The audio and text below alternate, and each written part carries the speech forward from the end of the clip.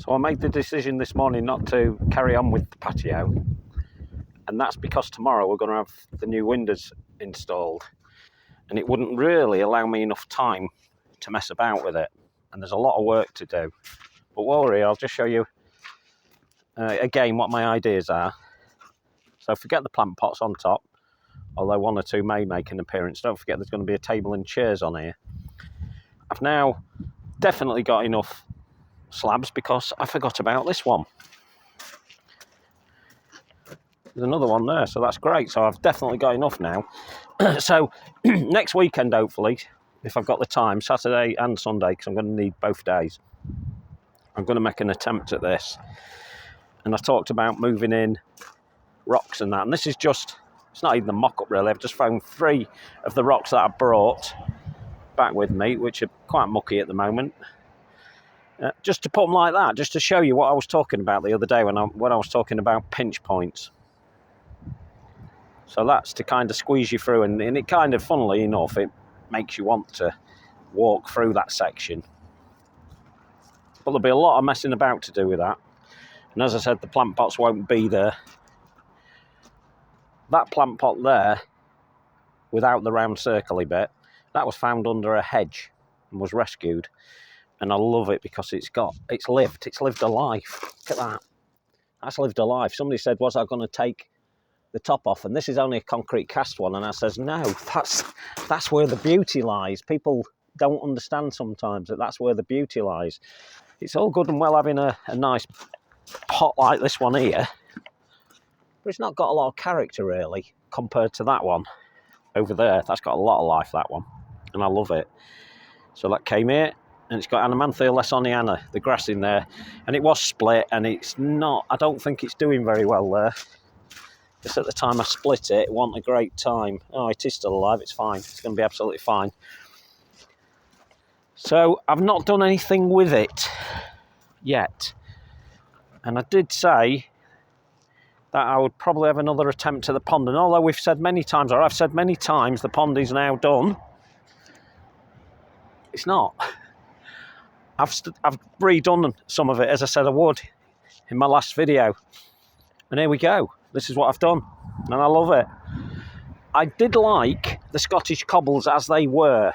But the original idea was that there was going to be more of the sandstone surrounding the pond. And that was to really to cover the pond liner up and disguise it. And to add nice looks to the pond itself.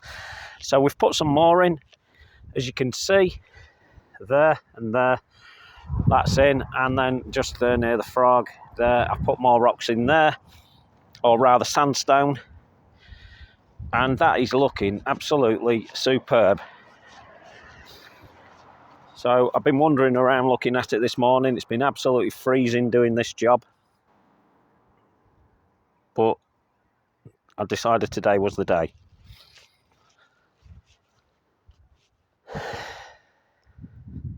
Yeah, it's looking good. I like it.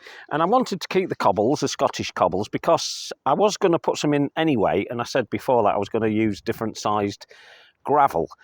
And at the moment, I've only got the 20 to 40 mil size gravel, but there is pea gravel that I could spread on top of that to allow that to drop in as well. And it all adds to the looks of the pond itself, or the approach into the pond.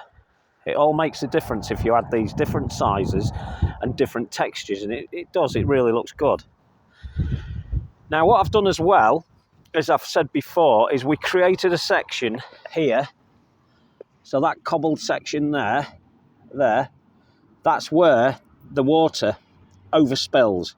And just behind it, I don't know if you can make out that little stalk, just behind it, there's a rheum palmatum about to grow. It's all there set to go, and what will happen is that is the lowest point of the pond, and that was deliberate because I wanted it to flood out. If it's going to flood out, because all ponds will fill up if they're outside. Well, they're all outside, aren't they? They do fill up when the rain's coming. If you have a lot of heavy rain, you end up with a bigger pond than you realised or than you wanted. So you've got to think about that. So I'd thought about that very early on and made sure that I was going to have a section that overspilled and ran into the rheum. Now that also gives it a chance to run into, where is it? I can't see it from here, hang on. Here we go. This one here, which is a lysimachia. And although lysimachia will grow in any condition, to be honest, I grow it in a dry part and I grow it in a damp part, and this is going to be a wet part. Lysimachias do lend themselves to being next to the water. That's the type of plant they are. I can't remember which that one is. It's a particular variety of that lysimachia. I think it's one called... I can't remember it now. It's gone. It's gone. It was on top of my head. I forgot it. But anyway, it is a nice pinky... blush. It's a pinkish blush, I was going to say, and it's called blush. And it's okay, and I've got another one over the back there, which is a little bit nicer. And this one may or may not long-term stay here. I would much prefer Feuerkerze, which is... You won't see it on here. Yes, you will. It is that one there in the background, over that grass section there. That one there is Feuerkerze, and that would suit it a lot better. It's a nicer, neater plant, stronger plant, and a nicer colour in my opinion. And it would suit this pond down to the ground, or this wildlife area pond, with its dip pools. Remember, I always talk about dip pools because they are dip pools for the birds. The dustbin lid's looking good. It's full of leaves. I've had to have a clean out this morning because all the leaves are now dropping. They've all dropped rather, and they're now starting to blow around with the storm we had yesterday. And they'll do it again today. We've got rain expected this afternoon. So I got on with it this morning. I know it's Sunday, but there's no rest for the wicked. So I think, but I don't want to say it, that it's finished. Because you know what I'm like. 1 minute I've done it and I'm happy with it. The next minute I see a change. And the problem at the moment is that's because I'm looking out the window at it. And I can see obvious changes. There is things that I will add to it rather than change, and that will become apparent as spring and summer comes in. And I may add 1 or 2 little flourishing pieces to it. Not to the pond itself, but to the surrounds of it. Who knows? I certainly don't, because I change all the time, don't I?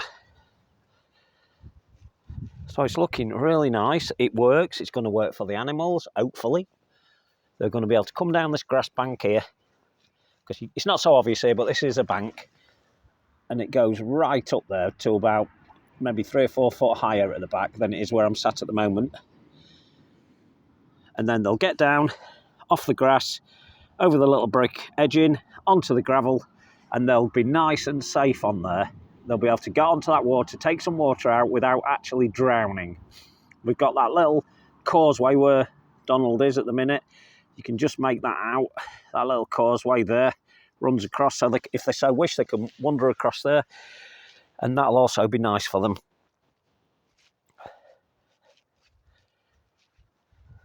So it's looking absolutely belting at the moment. And the sun's just come out, so that's even better. Makes it look even better. Yeah. As I'm doing this video, I'm actually thinking about what other changes I can make if I need any. And sometimes you've just got to sit around and sit with it a bit. And I've been doing that, as you know. But now I've got those new rocks in there, those new sandstone rocks.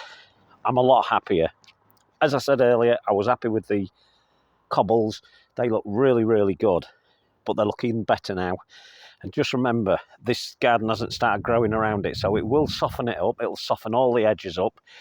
I don't want too many plants to overlap the pond itself, because I want to be able to see the beauty of what this is now.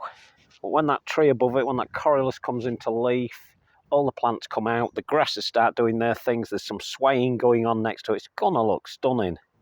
I just know it is. And don't forget that Rheum palmatum is quite big. And it's going to come over those Scottish cobbles there, and it will.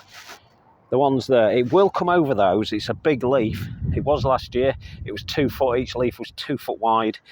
And as the years go on, it can only get bigger and bigger. And hopefully it'll be okay for sitting there. If it ever becomes a problem, I shall split it down and I shall adjust it if so needed. There are some plants, as I've been doing this morning, that I've been thinking, do you know what, they're a little bit that's not going to work long term, but we're going to leave it.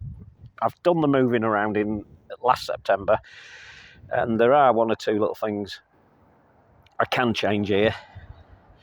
I may have to move plants out, as I've talked about before. We always have sacrificial plants. We put a lot more plants in than we need, different plants, because we all get excited. We put different types of plants in.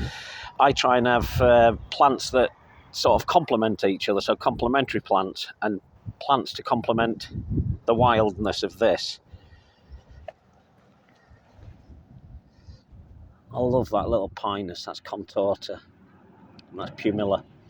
So that's not going to get very big at all, and that just looks good. It always looks good. These architectural plants, or these solid plants, always look good next to more solid structures. Then it just looks good against this Lincolnshire post and rail fence. And that's looking good. And the box edge is going to look fantastic over time. I will cut that back. I'll give it a shape. I've got it both sides, as you can see from there. I've got it both sides. And eventually that'll make you want to walk up here. And that should look good. Still lots of changes, like I said, to happen in the garden. I've just got to hope what I did last September up there works. There's still some little bits I haven't finished yet up there, but we'll get round to those. Plenty of time. It's January. I keep saying I'm looking to make a start on the cutback, but I don't want to yet. I know it's too early still. Don't get excited, people. It's way too early, January. The earliest I'll touch anything in this garden is the end of January. The only thing I will touch, as I said before, is the bits that have broken and go across the paths, which I've had this morning. I've had one or two other plants breaking, and I've had a verbena or a starter up there near the dustbin, cracked over this morning and went into the path. And there's no point in leaving them. You might as well break those off completely and just move them. And that's what I do. But everything else around this pond I won't touch yet.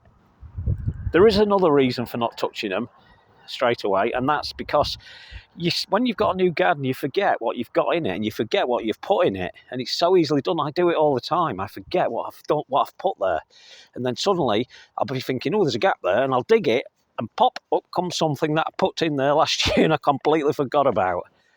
So the reason I leave the stalks, such as this, is so I don't forget it's there. So what I will wait for is the new growth. So once the new growth starts, and I'll bet my bottom dollar that there's a bit of new growth in here somewhere.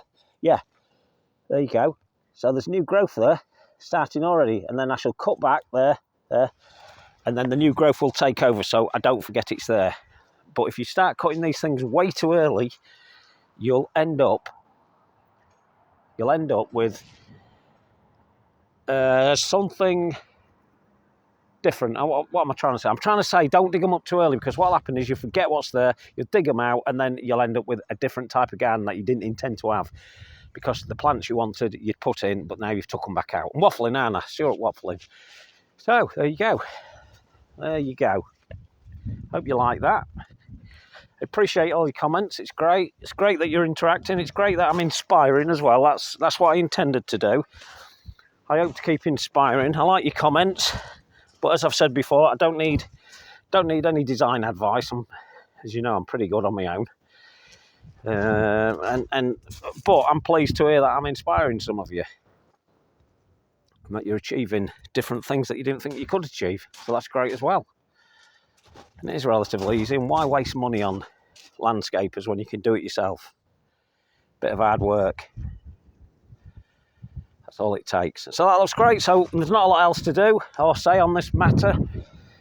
Join me on the next YouTube, because I've got a little bit of a surprise on the next one, or a gift, I guess you could call it, of a plant that I bought yesterday. All will be revealed after this video. Right. I'll talk to you later. Ta-da.